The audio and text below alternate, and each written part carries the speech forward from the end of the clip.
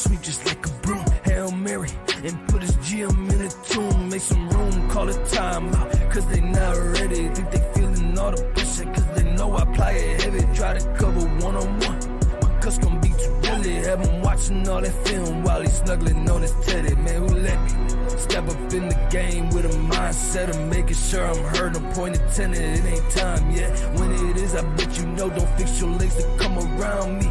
If you acting all scary in the snow, oh, you said something. Bet Online is the fastest and easiest way to wager on all your favorite sports contests and events with personalized odds and lines. Now, prime reviews and news for every league, including Major League Baseball, NFL, NBA, NHL, combat sports, esports, and even golf. Bet Online continues to be the top online resource for all sports information, from live in-game betting props and futures. Head to Bet Online today or use your mobile device to join today and make your first sports bet. Now, use our promo code BLEAV50 to receive your 50%. Welcome your bonus on your first deposit. Now, Bet Online is where the game starts. What's going on, Bills Mafia? We are back at it again. Another episode of BLEAV In Bills podcast.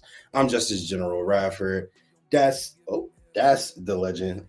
2 games, no Pee-wee, right? Championship coach Mookie Hawkins in the building during the draft. And of course, we got the man, the myth, the legend himself, Sterling Furrow, in the building with us. Hey, it's after the draft, fellas. All right. So now we have an idea of what our team is going to look like, right? We have an idea of what product we're going to be able to put on the field next year. And we can do some speculating about it, right? But first, we're going to go ahead and see how my fellas is doing. What's going on, Coach? How you feeling today, man? I'm pretty good. Not a bad weekend. How was it in at the stadium for the draft? Well, I know where to go get my coats at now, a couple seasons ahead of time. But I mean, it's always a good time, during the draft at the Bills facility. They always lay it out. They keep us, tucked off, for, basically it's like a weekend retreat at the Bills facility. They take good care of us. So, it's always a blast. That's why, I don't really go to too many drafts. Like, look, I would have went to the draft in Detroit. They didn't even make a pick. They didn't even take it to the next day. So I just would have been in Detroit just to been in Detroit. So, you learn on the fly, right? So I always have a good time at the Bills facilities draft weekend.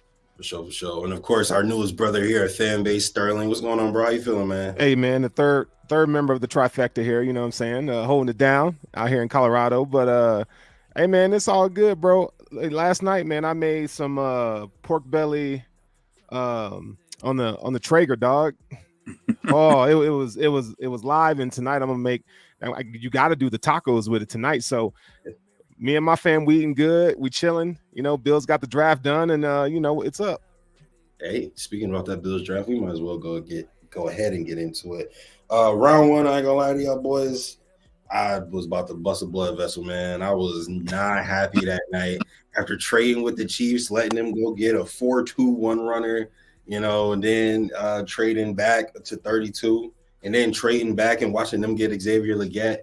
And that wasn't a good feeling to go to bed with. But with the 33 pick, they ended up taking Florida State wide receiver Keon Coleman. And, I watched all the wide receivers, because I wanted us to take 2 wide receivers. So I wanted to know who was going to be, on the roster. And Keon Coleman was somebody who I did really like. I liked his size, his athleticism, and I feel like he had really good upside.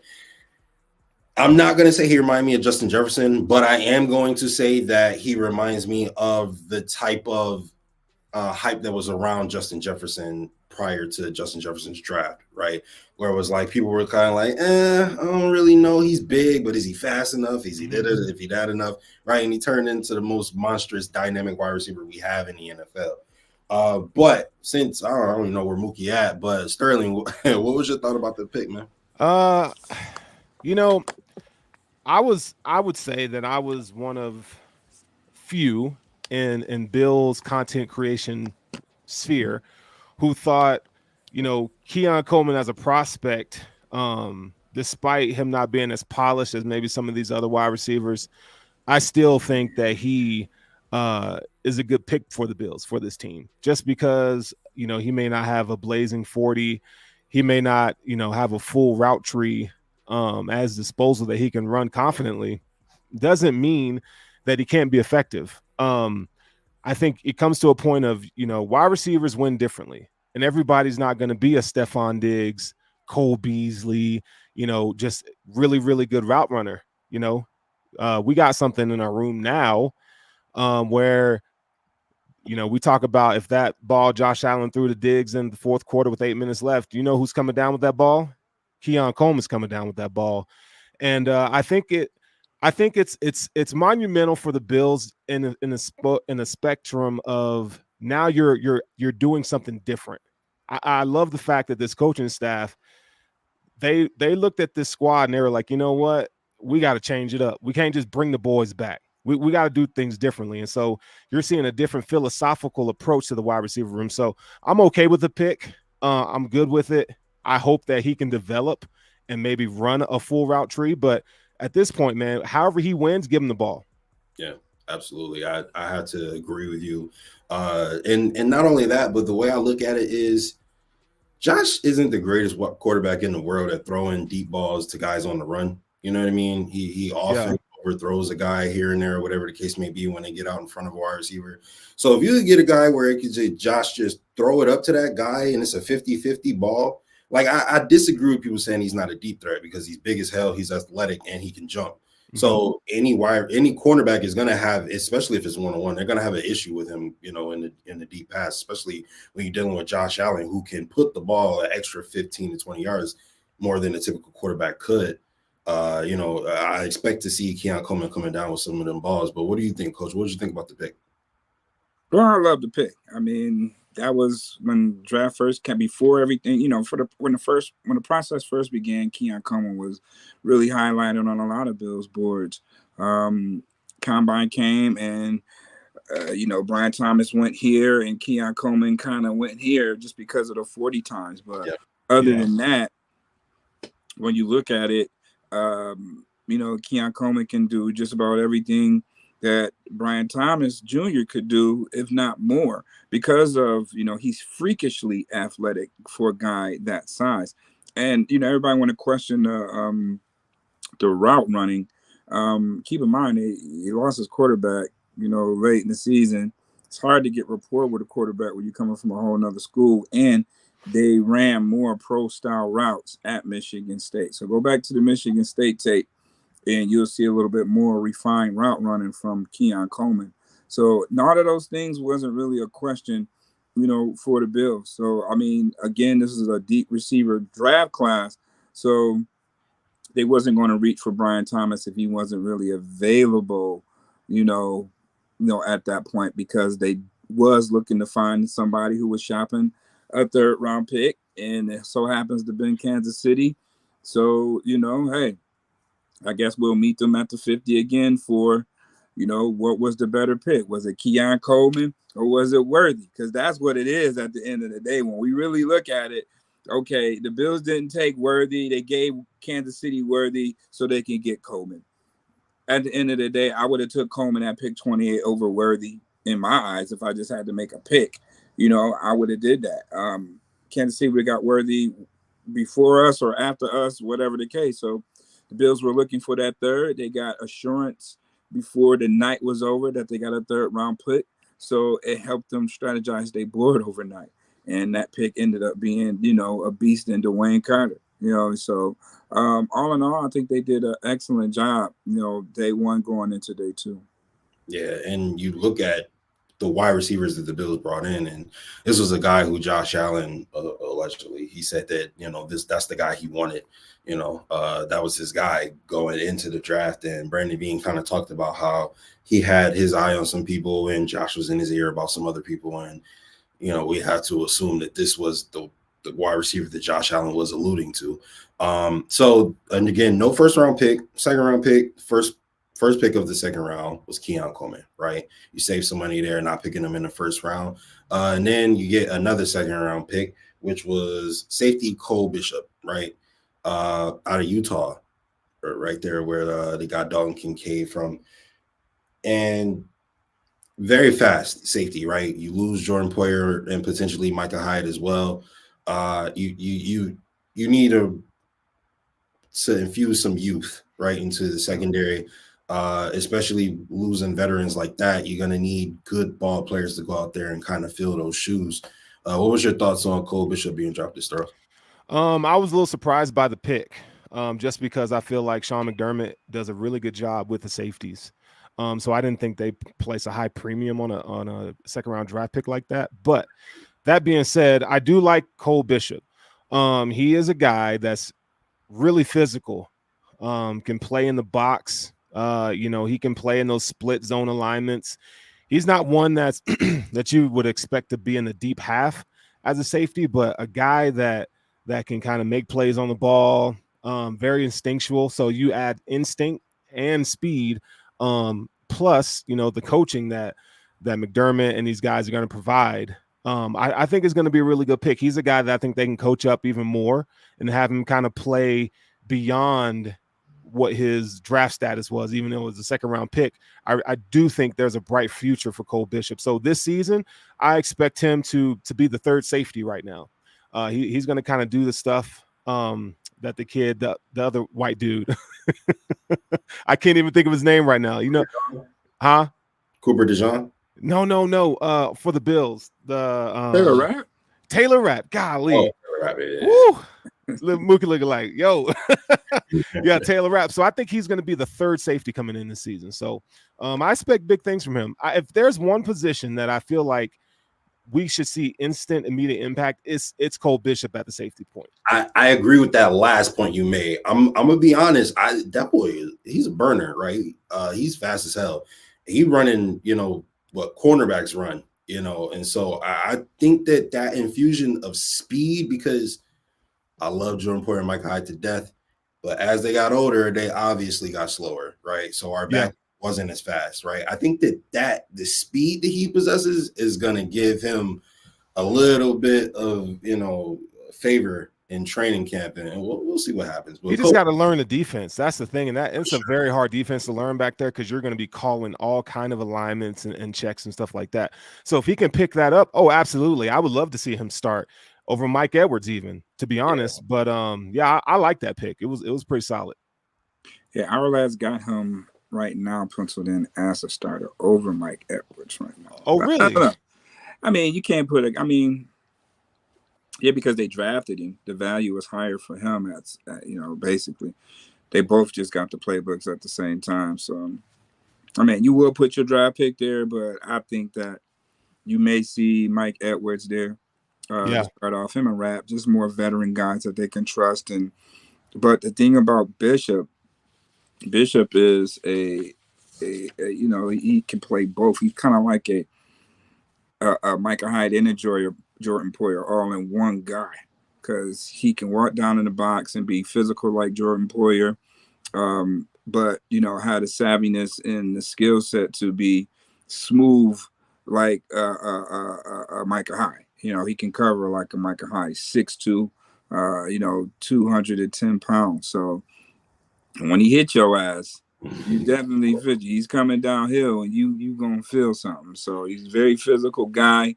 I like the measurables in the pick, and I like the the versatility in his skill set, that he can play both. He can play strong and he can play free. So either way, if he's out there with Rapp, he can, he won't miss a beat. Or if he's out there with Edwards, you won't miss a beat. You may see Micah Hyde come back out just to be the teacher. This is a teacher year. Get his Yoda year in, and, become Luke Skywalker. That's a good point, Mook. That's a really good point. I do like the fact that he can cover tight ends, and I don't think that's a part of his game that I think is underrated, that people don't talk about enough, but I think we're going to be talking about it a lot, because you look at some of the matchups, Kansas City, for instance, being able to match up with Travis Kelce.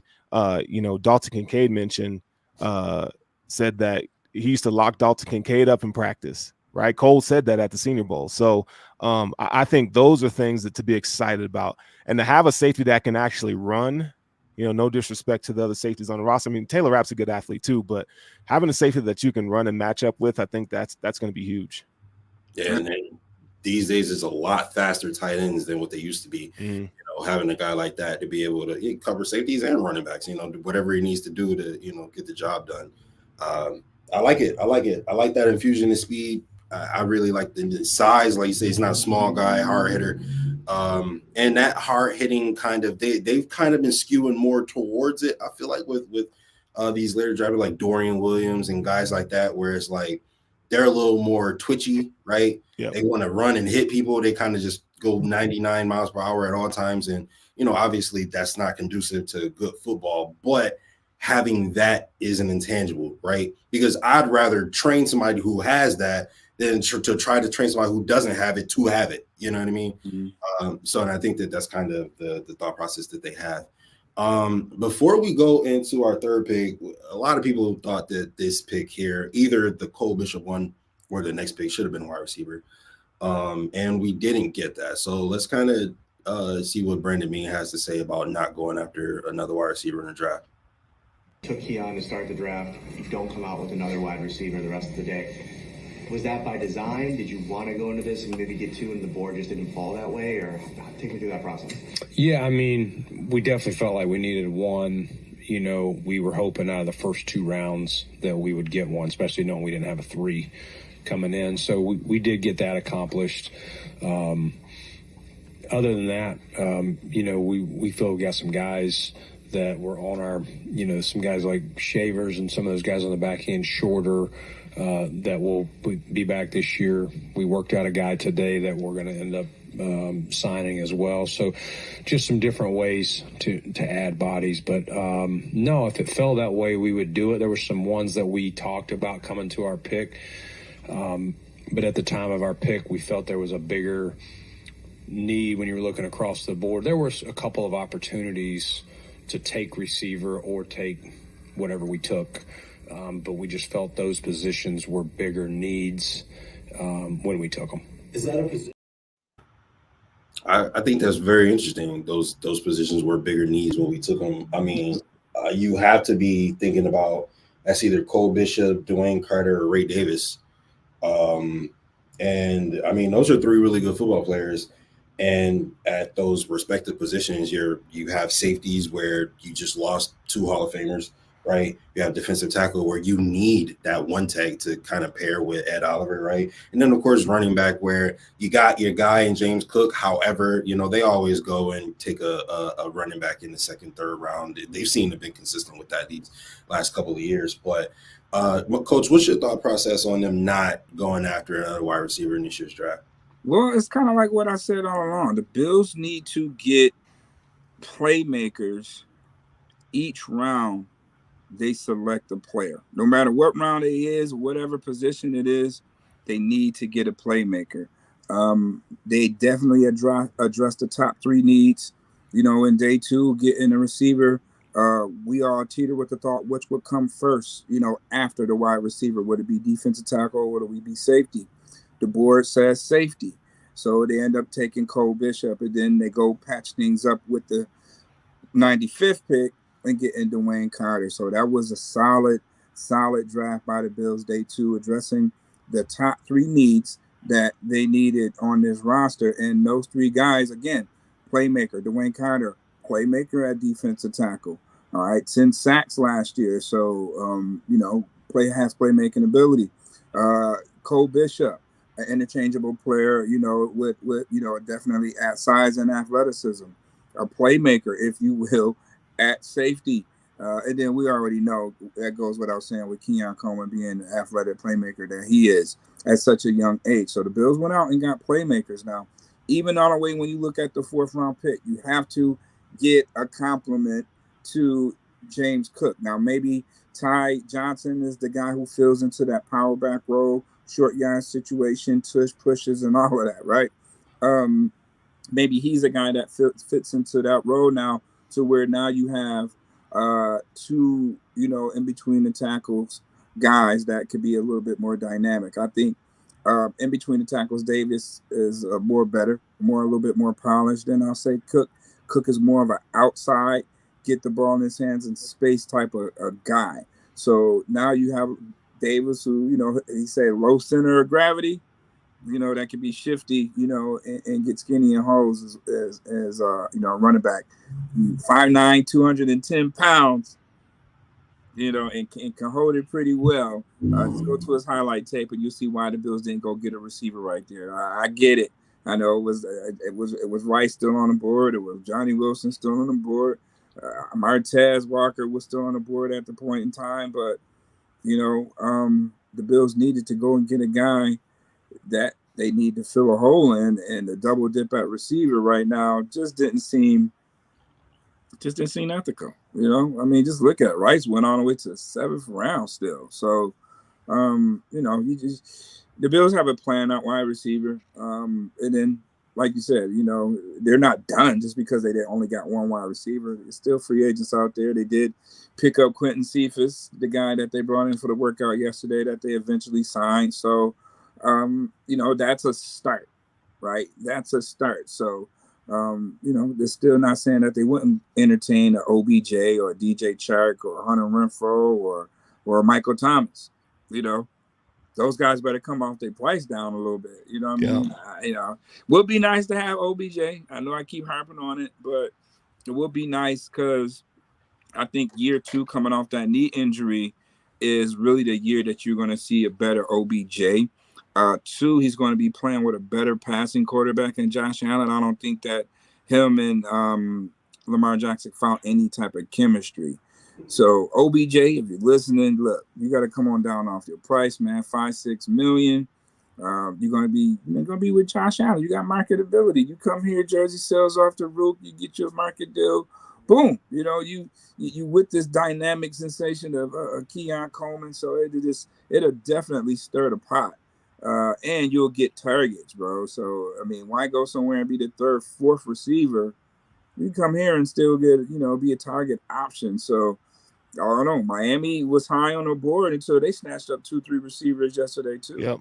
So, it's going to be pretty interesting to see which available free agent get the itch first and get on a roster for right now. So, maybe, you know, they got to come down off their price, though. But, you know, you do have Bean. You have that clip, right? That, you know, Bean is addressing that. So let's try to go to that. Is that a position still this offseason that is still kind of forming right now? Yeah, I would say, you know, there's several that are probably still forming. We're not going to get to 90. We'll look, but we like the group we have. You know what we've adding and you know what will be done by the time this weekend's over. But I'm not, you know, our cap is our cap. So if you're expecting something big or anything like that, there's no trade coming, nothing like that. I know everyone links us to every trade in the league, but no, we're in pretty good shape. Listen, if there's an opportunity to add someone that makes sense, yes, we'd do that.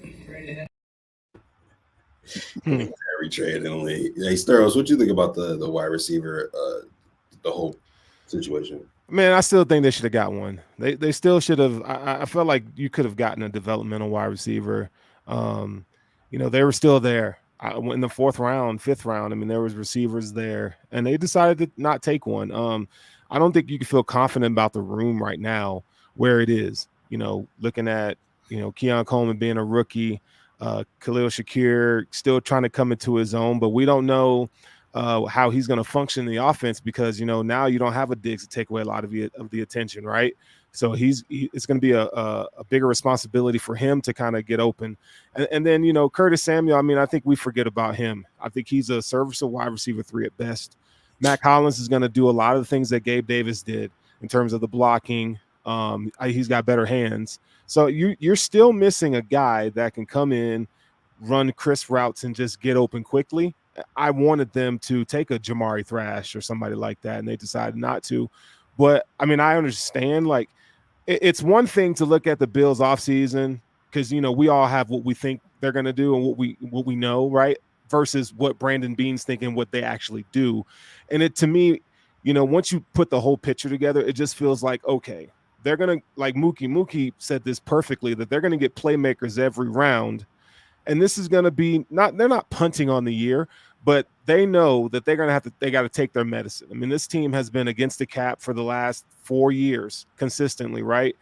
They got to get younger and cheaper, and that's what they decided to do. So that's why I think, we saw 10 draft picks coming to this roster. So I think, wide receiver, I think is still in play. I just don't know when, where.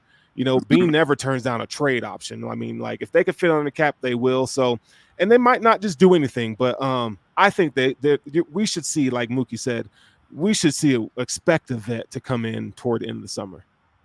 Yeah. Yeah, I do believe that, especially with the wide receiver thing. And then just keep in mind that this offense is going to change. It's not going to look like last year, even though Brady was able to, make this offense, work. And, they won 7 straight, it's going to look a little different, right? When you look at, okay, we get all caught up on how Stefon Diggs was this exceptional route runner, right? But bringing in Stefon Diggs was for the development of Josh. Right. All right. Now it's levels to it, right? You bring in John Brown, Cole Beasley, Stefon Diggs. 1, 2, 3. All right. So now Josh has been pretty much groomed by all these guys. You know what I mean? He got that Stefon Diggs was the enamel, was the polish. Now Josh Allen we know who Josh Allen is. Josh Allen is a polished product of an elite quarterback, right? So now what do you have to do? You have to cut ties with those guys that obviously may help Josh be the guy that he is. Now it's up to Josh to spread that back down into the younger group. Yep. Now he's the true franchise, the face of this franchise, where he has to lead by example. He has to be the barker, like how Diggs was. You know what I mean? And he has to teach from within, especially with these young group of wide receivers, because understanding how Diggs taught Josh on how he wants the ball, just movement and certain little things that Josh didn't understand what a receiver really was looking for in that realm. So he's going to give all that now to Keon Coleman. So it's really up to, Josh. It's his team. They're bringing in young dogs and leaders, because obviously they had to replace 6 captains. So, out of these 10 guys, how many guys was seniors? How many guys played their position, for over 3 years? You look at this Bills draft class, that's the makeup you got. Even with the Ray Davis situation, being a born leader in life, what he persevered and gone through in life just makes him a clear-cut, winner in itself. So you bring in a guy like that, and he's going to surprise people. The Bills got playmakers in every round they could have got, replacing what they lost in this roster. Every pick for the most part, right? I mean, you talk about Ray Davis, then you talk about the center, that they stole. They just practically stole Van Pran in the 5th round.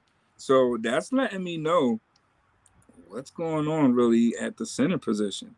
Is McGovern our guy really at center? Now I know he hasn't got that many reps. He can play it, right? But do it expose him not being a left guard neither? Because he didn't have the greatest of seasons at left guard.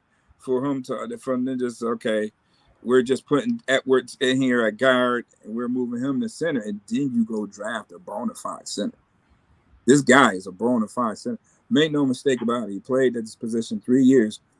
National championship appearance, Final Fours, whatever how you want to put it on Georgia. He was the guy, right? So, yeah, they're going to develop him, learn some guy right now, but 2 in the depth chart already. So that's making you kind of wonder, like, is Connor is you on the block, or what's going on with that? But that's getting another playmaker out of position that it was uncertainty at. You have Mitch Morris there for 6 years, Pro Bowler. Yeah. Yep. So you have to replace that with a bona fide guy. They went out and got it in Van Pran. That was a good pick in the 5th round. Could have got a receiver? Yeah, they could have got a receiver, but is that more? What was the priority, right? Getting Eddie Ulofoshio. That was another pick that was on my board, by the way. Man, just a guy that a walk on. Yeah. Walk on, and that was your Tyler Matakavich replacement for the most part, right? But he's a guy that could eventually end up playing Mike, just an event of, hey, Matt Milano in the next 2 years, you still going to be on the roster? You could groom this guy to, take over. Same measurable, 6 foot, 240 pounds, and, just flying around. Real IQ for the game. And they studied the Bills' defense, so he already, is a scheme fit. And then Javon Solomon. Who we picked in our mock. Right, who we definitely picked in our mock. Another steal in the 5th round. You can say that he's undersized and all you want to. Put on a tape. He's technical with his hands, and he led the nation in sacks. So another playmaking type of guy. We got a guy that's a sack specialist from out of college, right? So, man, we can build from that. Just all this guy knows is getting to the quarterback, and that's what's been really lacking. We need guys that can get after the quarterback. I don't care how tall, it's whatever the measurables call it. Can he get to the quarterback, right? We invest so much on trying to get Patrick Mahomes sacked. We draft guys up front for this one game that we're going to run into with Kansas City in the playoffs. Hasn't worked out. Hasn't worked out, right? So, hey, go cheaper and go production. This guy is a sack artist. Whatever he is, he can go get the quarterback. Let's grab him in the 5th round, put him in that rotation, and see what you get. So, man, I love the pick. This is why I give it a B plus, because they address needs, and they got a playmaker at each of those needs, all the way down to Daquan Hardy. Let's not forget about that guy, right? So, I'm really impressed on the draft class. You got a backup guy for Taron Johnson, who's also a return specialist. And Isabella Hamler, you better get your mind right, because once you see highlights on that guy, you're going to be like, Bills definitely got them some good pieces. So I say 5 to 6 guys that they got out of this draft class can be an impact the next couple of years for sure, if not this year. Yeah, I think just finishing off on the wide receiver tilt, I think that the change in philosophy is evident. Right. Previously, you go through Stephon Diggs, Gabe Davis, kind of you get it where you can, get in where you fit in. Khalil Shakir is still developing, etc. Khalil Shakir is going to have to take a much bigger role in this offense as it's currently standing, if that is the case. But I think that what's missing is everybody's taking a look at the wide receiver room alone, right? You have what could be one of the best tight end tandems in the league in Dalton Kincaid and Dawson Knox, right? You got who probably would have been one of the most prolific receiving running backs in a while in James Cook if he doesn't have 4 devastating drops, right? Because other than that, he was phenomenal catching passes out of the backfield, right? Ray Davis, the running back you just drafted, one of the best pass-catching running backs in the country in college football, right? And then, just young guys that you expect to kind of step up. Josh Allen, having a guy like Josh Allen can make a lot of people look better than what they might be or what they are. So I just think that the philosophy of the receiving aspect of the offense is different. You got playmakers everywhere where you put the ball in their hands, they're able to make something happen with the football. Even Curtis Samuel. Josh Allen is bar none, far and away going to be the best quarterback he's ever played with by multiple factors. Yeah, for sure. So you don't even know what his full potential is. He could very well be a Pro Bowl wide receiver just sitting there waiting and having untapped potential. So, you never know. But I think that having a group effort, in the receiving as opposed to just looking at one guy and then kind of going from there, I think that it lends to being able to spread the ball a little bit more, and getting more people receptions, more people feeling encouraged that they're actually going to get the football when they're open. And I think it lends better to complementary football, and I think that helps the defense as well. But Sturrows, I mean, Mookie kind of went through the draft a little bit, but he went through the whole list, man. What's your thoughts on the rest of the picks, my man? We can go back. No, Mook. I'm just messing with you, dog. You know, Ray Davis, to me, I was a little puzzled by that pick. I do see the upside. I felt like you could have got Braylon Allen there. You know, I think he's better in pass pro, but I think Ray Davis probably gives you a higher ceiling, maybe. Cedric Van Pran is probably between him and Javon Solomon are my favorite picks of the draft, because I'm gonna book it right now. Cedric Van Pran, he's starting. Yeah. He will start at center, and that way you can keep McGovern at left guard, and then you can keep that side of your line intact. I mean, when they drafted Osiris Torrance last year, you know, a lot of people didn't really think that the kid would start, right? And I think this is the same. Yeah, I think this is one of the same signings, man. I think he's super smart, and one of the things that I really appreciate about him is his grit, and he's just nasty. The dude he gives 2 Fs about what you think about him. Like, he's just mean in the run game. So I think it's a solid move, man. You get younger and athletic at the center position. I do like Edifon Olafosio. You know, me being a Michigan fan, I got to watch a couple games. I saw them play Oregon. I didn't watch his film, okay, but I did what I saw on TV. He's a guy that flies around the football. And he's a matchup style linebacker who's really good in coverage, right? So that's what the Bills are looking for, and I think he fits that extremely well. And then Javon Solomon, as we talked last week, I said he reminds me of Elvis Dumervil. This is a guy 6 foot. He's kind of small, but he has really good length and the athletic bend around the edge.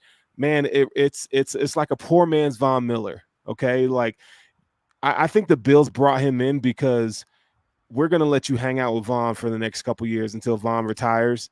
And he's going to download all this pass rush information. So, I mean, you know, a guy that led all of college in sacks. The year before, he had 11 sacks. I mean, this dude, he has a way of getting to the football. So, I mean, look, I think those are some solid moves, man. And Mookie, I'm definitely still in your line. Again, the Bills got a playmaker in every single round. I mean, even Tylen Gable, I was little, you know, that pick really didn't do it for me. But you got Daquan Hardy, who's going to be your punt returner, kick returner. If Taron Johnson gets injured, he can come in and fill the slot. And keep in mind, we're talking about a Penn State defense that's put many guys in the pros lately. So that secondary that they've had, he's coming from a long line of really good corners, and he was like their second best corner on that team last year. I think he'll be really good.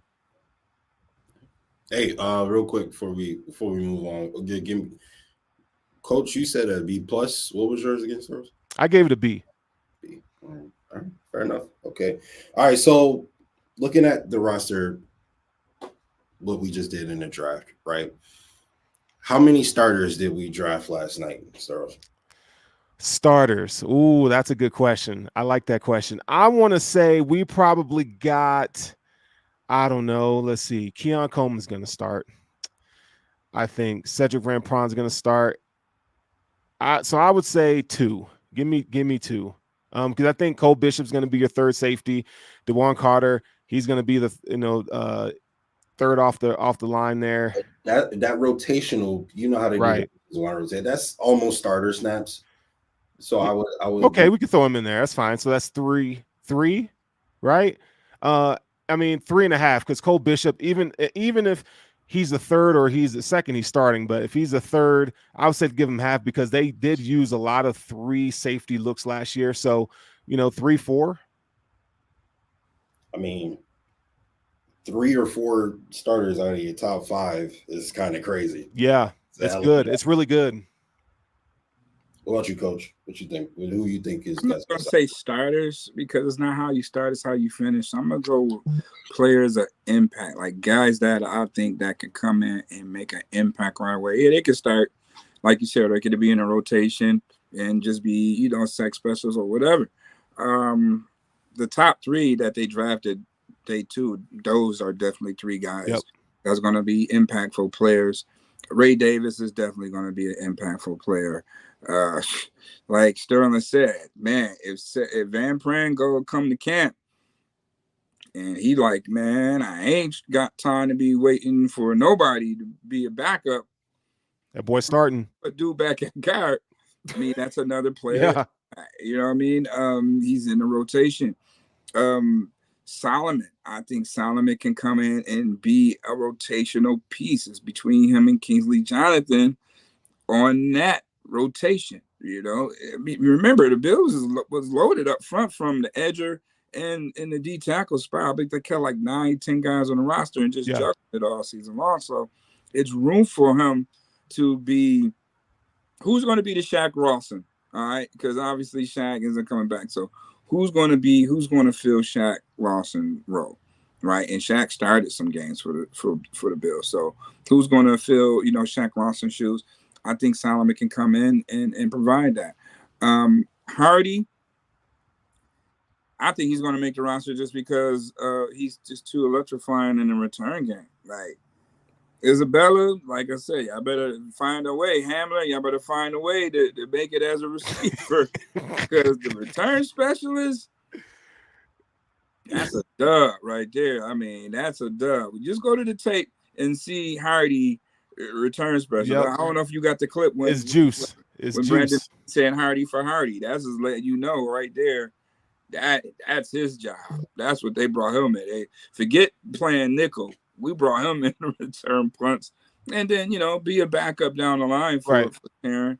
But that's a guy that's going to make the roster because he filled the spot. We don't have a clear-cut backup for Terran. You got Cam Lewis there, but Cam Lewis now is a Swiss Army knife. He can play outside. He can play nickel, and he can play safety for you. So you need a bona fide guy that's just going to be strictly used for that. But he's an interchangeable player, and he's an electrifying return specialist. Right. So go to the clip, and you see that, again, Bean stole Daquan Hardy in the 6th round for a player of what they're looking for, what they need on the roster. I mean, that's a steal in my book, So I say 5, maybe 6 guys on this roster that could come in and be an impact right away. It's an even better try. All right. Speaking of earlier, you guys were talking about Ray Davis and kind of gave a description about leaders and how he's a dog, and that's kind of what Brandon Bean was alluding to a lot of players in his draft class. So let's go ahead and hear what we got to say about it. Leaders and dogs. Seemed like that was pretty much the mindset going into this draft. Could you talk about the leaders and the dogs that you brought in? Yeah, this team is in transition. We've talked about that the whole offseason. So we do want to have edge, in as many areas as we can, but we also want leaders, smart, tough, dependable guys that are pros. And I think we've had a good blend of that this draft, at the various positions we had. So you don't want all choir boys, but you also, you kind of want to make sure you got a good blend. And that was definitely part of how we looked as we added some of these pieces the last couple of days. You don't want all choir boys, but you got to have some smart people that, that kind of know what's going on. It's not going to be complete boneheads, but looking at that aspect of it, and then also what the Bills' current roster structure is, what is the position or position group you're most worried about going into the season before we get up out of here, Coach? I guess still the question remains is the wide receiver. I mean, that's right now a glass that's half full. Yeah. That's a glass that's half full. Not to say that I'm a glass half full guy. It varies, right? It's half full, half empty, half full, whatever. Right now it's half full. I believe, that's probably the only spot I would rather say maybe power back, because they really didn't address that Latavius Murray type of specimen or prototype. Mm-hmm. Like how Sterling said, that the pass pro guy, and how Braylon Allen fit that mold of pass pro. So that would be my only 2 things of true power back for pass pro.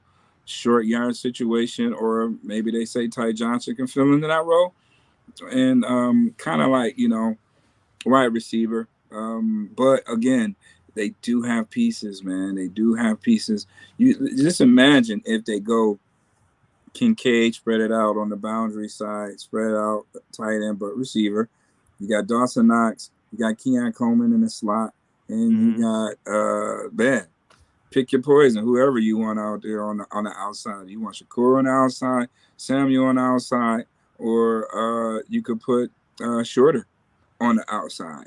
So the talent is there. It's just not a big name that we are expecting for it to be. Yeah. You know what I mean? So again, not as sexy as of a big name draft, but they got dogs, they got playmakers that's going to make a name for themselves in the years to come, that people is going to be happy to speak about, be happy that these guys is on the roster. So the next guys up, the guys are going to make a name for themselves that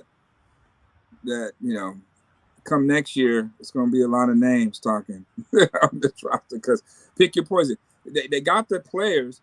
It's all about you got to coach them up, develop them right, coach them up now. So they got the players, but go get another receiver. Go get OBJ. For the shits and giggles of it. Go get OBJ. Swag. Give it that extra swag. That offense had that extra swag. You bring in OBJ and you pair him with Keon Coleman. I'm just saying. Man. Nah, that'd be nice. That would be nice. I mean, I think, everything you said was awesome. There's a point here though, that if you're a fan at home, and you're looking at this team, you got to remember that the Bills have done a really good job on day 2 and day 3 of the draft, day 3 specifically. They've gotten guys that could come in and be impact starters, not just guys that can fill a roster, but impact starters. And if that is still the case, and they did that this year, I mean, here it's one thing for us to sit here and say who's doing what when they're going to do it, but if it actually comes to fruition, I mean, this may not be a sexy draft, right? By when you look at overall top end talent, but this could be a draft that really shapes this roster for the next 5 to 10 years, based on who, if these guys can turn out. I mean, when the Bills took Dorian Williams, or they took Terrell Bernard on day 2, third round picks, I was like, man, what the hell are they doing? These guys are 5th, 6th round talents, right? But they got them in the door. They developed it may have taken a year for each of them to start balling out, right? We expect that from Dorian Williams this year, but man, if they can do that again with some of these guys, think about it. Dwayne Carter. Now you got a interior defensive lineman under contract for the next 4 years, cost control. Cedric Van Pran, Granger, he could be I think he's going to be your starting center. And then if you can get Javon Solomon, Daquan Hardy, Ulofoshio, I mean, if these guys can come in and produce, you're talking about a hell of a draft. But right now, it's a B because we just don't know. But to answer your question originally, it's the wide receiver room.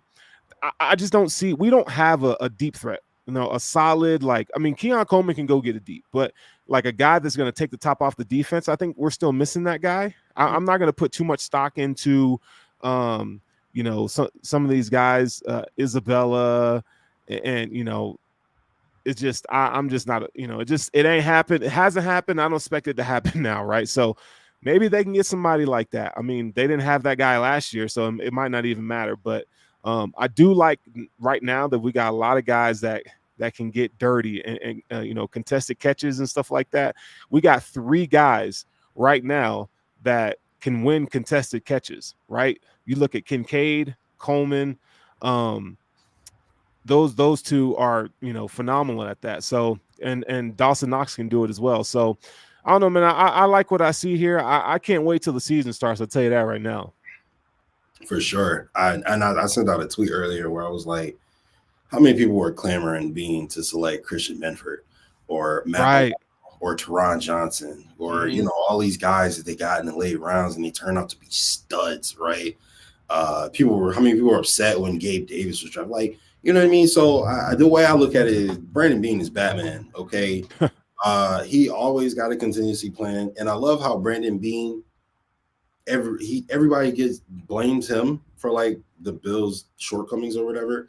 But then at the point of the season when it really matters, we're one score away from the eventual AFC champions. Oh man! And then people say, "Oh, the coaching." Well, how's that Brandon Bean's fault? So, Everything is, bro. Him right, and so it's like Brandon Bean has always put us in positions to win, and I have no doubt that he just did the exact same thing. So, hey, we'll see how it turns out. But hey, we got a little bit of time to sit on it, to kind of watch a little bit more film, see how these guys can contribute to the offense and defense, and just contribute to the team overall, and see if they can help the Bills win some games. But before we get up out of here, we're gonna go final thoughts. We're gonna start with Sterls and finish off with Coach, and you can send us out. Final thoughts, man. Remember, we still got Josh Allen in this thing. He can F around and win MVP this year. And now you got a guy that he can groom and be with him for the rest of his career. And because you expect Keon Coleman to get 2 contracts, right? Yep. So that's my final thought, man. I'm happy for Keon. I'm happy for Josh, and Josh got the guy he wanted. I think this offense can be, but I know everybody is like down on him, but I think this offense can still be legit. Coach? I mean, again, I keep saying that this offense is going to look different. It's not going to rely on the exceptional route runners. It's really surrounding Josh Allen with athletes.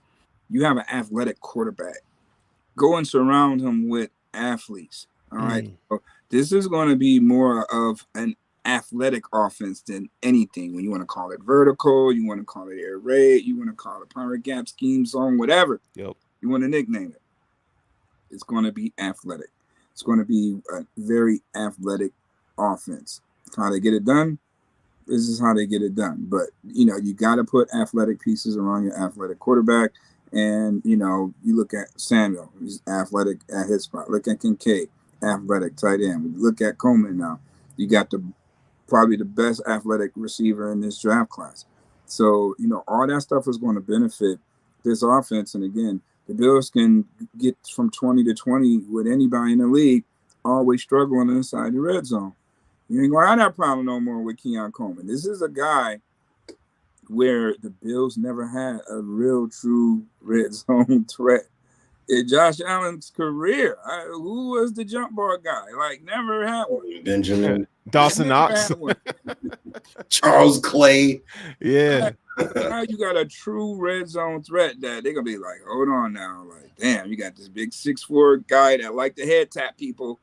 But that's just going to open up everything else, because now, Josh, you ain't got to run. But guess what? Another guy is taken out of the box, because somebody at some point going to have to account for why Keon Coleman head tapping dudes out here. And it's going to allow other receivers to be freed up as well, so they can get their head tap on. Yep. So you bring a piece in a certain piece of the game where it's going to matter. And that's going to alter on how defenses scheme for you inside the red zone now. So to bring a piece that's going to help shape how teams defend you schematically, that's a big plus, for the Bills in my eyes. So will they get better? I'm quite sure that Bean is going to, keep that thing going. He did well again in the meat and potato rounds, the 4, 5, and 6. He did an excellent job there, getting players of need, and what was best available at that time as a playmaker. But roster's not completed yet. So, like he said, it's April, not September. Check him in September, and I think you ain't gonna see no trades like how he said, but you may see a baby splash, because they see the direction that this Bills team is going, and see that it's still some room for them to be a part of it. So hint, wide receiver, whoever you are, better get your ass on Bean's line right now and make the cipher complete. So I'm thinking that the Bills are still trying to make this one of the best competitive rosters, that they can possibly do. 10 draft picks, the most that they brought in the Bean McDermott era. And, I think they're going to go and grab some veterans that can help these guys. Expect Micah Hyde to return, Got to show up that back end. Definitely got to show up the back end. Hey, 10 draft picks, needed depth. need to fill out the roster. That's what they did. So we'll see how it pans out. But that'll do it for us here at BLEAV In Bills, y'all. Great draft by the Bills. We'll see if they can compete for a championship. Hey, Coach, you want to send us out? Rebuild my shiggity. Do you believe? Bet Online is the fastest and easiest way to wager on all your favorite sports contests and events with first-to-market odds and lines. Now, find reviews and news for every league, including Major League Baseball, NFL, NBA, NHL, combat sports, esports, and even golf. Bet Online continues to be the top online resource for all sports information, from live in-game betting props and futures. Head to Bet Online today or use your mobile device to join today and make your first sports bet. Now, use our promo code BLEAV50 to receive your 50%. Welcome your bonus on your first deposit. Now, Bet Online is where the game starts.